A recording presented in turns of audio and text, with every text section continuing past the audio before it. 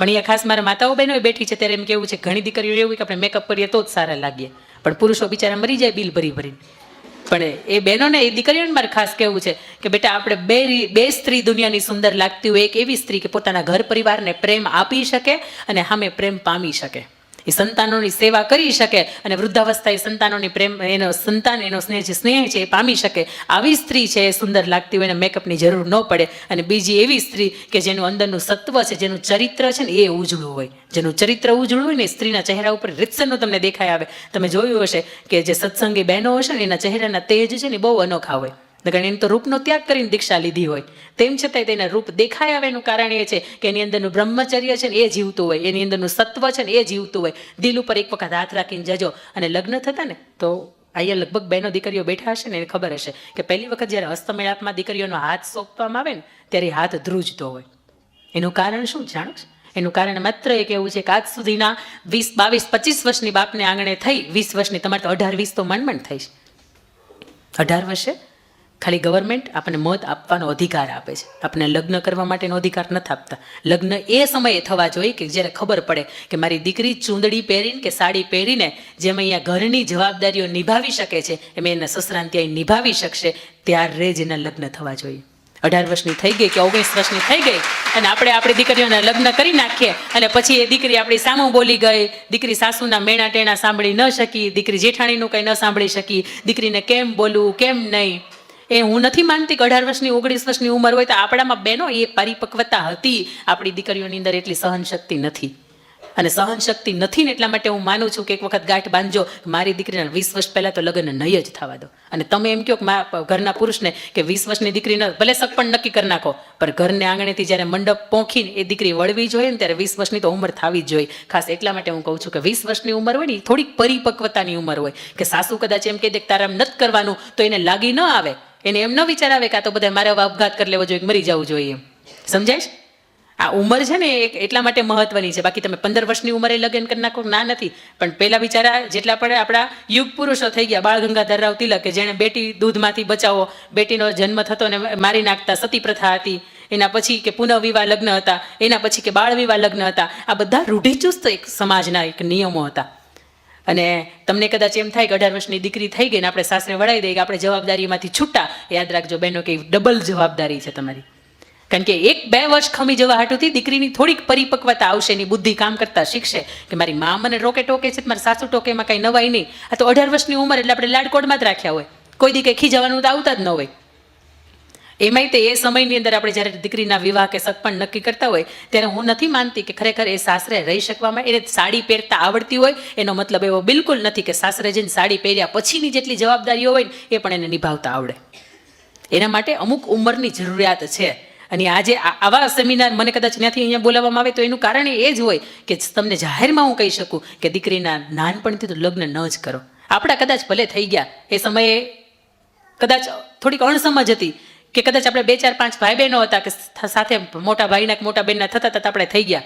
પણ આજની બહેનો છે એને મારે ખાસ કહેવું છે કે આજના ભાઈઓ તો કદાચ અહીંયા નથી. અને તમે કદાચ ભાઈઓને એમ કહો કે દીકરીને 2 વર્ષ ખમી જાઓ તો ભાઈઓ હું નથી માનતી કે ના પાડે, અને ના પાડતા હોય એને કહેજો મારી યાર વાત કરે.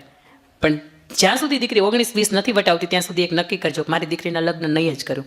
અને સૌથી પહેલાં કે આપણી ઘરે આંગણે દીકરીનો જન્મ થાય. કોઈ અહીંયા મા બાપ બેઠા છે કે જેને ખરેખર સંતાનમાં 2, 3 અથવા તો 4 દીકરીઓ છે? કેટલા મા બાપ છે? આ મા બાપને એક વખત તાળીઓથી વધાવો. મેં સાહેબ ઘણા એવા ફંક્શન જોયા છે કે જે ગામની અંદર 2 અથવા તો 2 થી વધારે દીકરીઓના મા બાપ હોય ને એના મંચ ઉપર જાહેરમાં સન્માન કરવામાં આવે છે. એટલા માટે કે આ સમાજ આજનો એટલો બધો શિક્ષિત થઈ ગયો છે કે જે સમાજને ખરેખર દીકરી બીજી અથવા તો ત્રીજી જોતી જ નથી.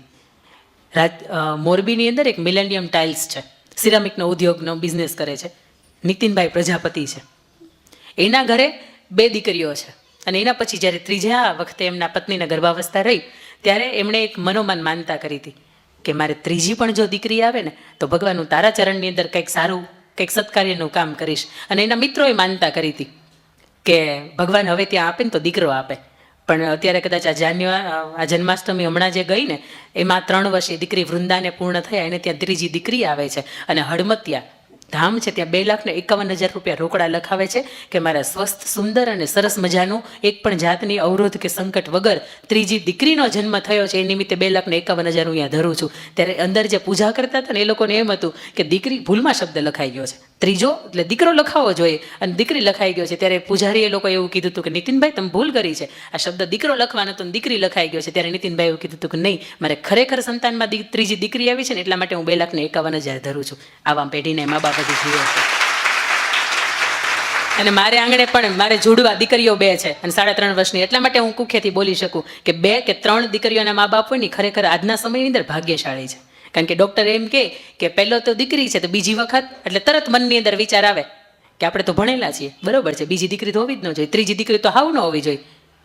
મેને પાયલ હે છનકાઈ અબ તો આજાત ઉપર જાય, એ કોણે ગાયું હતું? હા, ફાલ્ગુની પાઠક, હે ને? ફાલ્ગુની પાઠક જ ને, હું ભૂલ ન કરતી હોય તો. ફાલ્ગુની પાઠક એના પપ્પાને ત્યાં ચોથું સંતાન એટલે ચોથી દીકરી. થોડી મોટી થાય એના પપ્પાને કે પપ્પા તમે મુરઝાયેલા કેમ રહ્યો છો, કંઈ ચિંતા છે? એટલે કે ના ના બેટા, પણ મને થોડુંક એવું હતું કે તું દીકરો થઈને આવ્યો હોત ને તો સારું હતું. આ 3 દીકરીઓ છે ને ઉપર ઢંકાઈ જાવ, આપણે આવો શબ્દ વાપરીએ કે ઢંકાઈ જાય. તો 4 દીકરીઓ હોય તો હું કંઈ ખુલ્લી છે? 4 દીકરીઓ ઢંકાયેલું જ તમારું ઘર છે, તમારું છતને ઢાંકીને રહી છે. ચોથી દીકરી હતી ત્યારે 5-7 વર્ષની ફાલ્ગુની પાઠક હતી, નક્કી કર્યું કે બાપુ આમાં બીકવાનું ન હોય, આમાં કંઈ ડરવાનું ન હોય અને આમાં કંઈ નિસ્તેજ કે ચહેરો ઉતરી જાય એવું કંઈ ન હોય. તમે ચિંતા શું કરો, દીકરો નથી એટલે હું પણ દીકરાની જેમ જીવીશ. અને એ ખરેખર દીકરાની જેમ જીવી. 2017ની અંદર હમણાં જે મેં તમને કહ્યું એમ કે દાદા સાહેબ ફાળકે એવોર્ડ છે એમને એનાયત થયો. અત્યારે એની 54 વર્ષની ઉંમર છે, લગ્ન નથી કર્યા અને મા બાપને સાચવે છે. જરૂરી નથી કે દીકરો હોય એ જ સાચવે, દીકરીઓ હોય એ સાચવે. અને બીજું કે ઘણા પરિવારને એવું હોય કે દીકરીઓ હશે તો ભણવાનો XYZ ને ખર્ચો, એટલું પણ મને એટલી ખબર પડી દીકરીને મા બાપ હોય ને એમાં દેવા નથી થતા. કારણ કે દીકરીને જ્યારે ભગવાન મોકલતો હોય ને નીચે જે પરિવારને કે જે આપણા દંપતીની વચ્ચે, ત્યારે ભગવાન એને એમ કહેતો હોય કે બેટા ચિંતા નહીં કરતી હો, તારા મા બાપનો ખ્યાલ હું રાખીશ, તારા બાપની માંથી એક રૂપિયાનું લેણું નહીં થવા દઈ ને એનું ચિંતા હું કરીશ. અને દીકરાને જ્યારે મોકલતો હોય ને જે પરિવારની અંદર, ત્યારે દીકરાને એ ટકોરો મારીને કહેતો હોય જોજે હો મોકલું છું, વૃદ્ધાવસ્થા હેરાન ન થાય, બાપને તારે સાચવવાના છે. આ ભગવાને તે કંઈક કહીને મોકલતો હોય. અને દીકરીને કદાચ એ દીકરો હોય કે દીકરી હોય પણ આપણે ગર્વ કરવો જોઈએ કે મારું સંતાન છે ને હું એને શ્રેષ્ઠ બનાવીશ. એ કદાચ દીકરો હોય કે દીકરી હોય, કોઈ સ્વરૂપ હોય એનાથી ફેર નથી પડતો. એનાથી થોડીક દીકરી મોટી થાય એટલે મા બાપ સ્વપ્ન જુએ કે મારી દીકરી શું ભણશે, શું બનશે. દરેક મા બાપ હશે ને એની પાસે એક સ્વપ્ન હશે. અને કદાચ હું એવું માનું છું કે અહીંયા બેઠેલા માતાઓ છે એ નહીં ભણ્યા હોય એટલે એને કદાચ એક ખ્યાલ નહીં હોય કે કઈ ક્ષેત્રની અંદર મારી દીકરી છે એને મૂકી શકાય. અત્યાર સુધીમાં લગભગ દુનિયાના દરેક ક્ષેત્ર એવા હતા કે જ્યાં દીકરો હોય ને ત્યાં તે દીકરી હોય. આ પંખા ચાલુ કરવા કરી દેજો, થોડીક ગરમી થશે. હા, જેને નજીક થતા હોય ને એ ત્યાંથી ચાલુ કરી દેજો, અગવડતા ન થાય ને કોઈને એવી રીતે. હા, જો મને અહીંયા ઊભા થતી હોય, તમને બેઠા બેઠા ગરમી થાય જ તે. એટલે દરેક માતાઓ એવું વિચારતા હોય કે મારી દીકરી મોટી થઈને આ બનશે. અહીંયા કોઈ એવી માતા બેઠી છે કે જેને એવું લગતું હોય કે મારી મોટી થઈને મારી દીકરી ગવર્મેન્ટ જોબ કરશે? કોઈ એવી માતા બેઠી છે કે જે ખરેખર એના દીકરીઓ માટે એને એવું વિચાર્યું હોય કે મારી દીકરી IAS બને, IPS બને, પોલીસમાં જાય?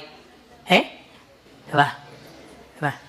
એટલા માટે કે માને એમ થાય છે કે હું નથી ભણી પણ મારી દીકરીઓ ભણે.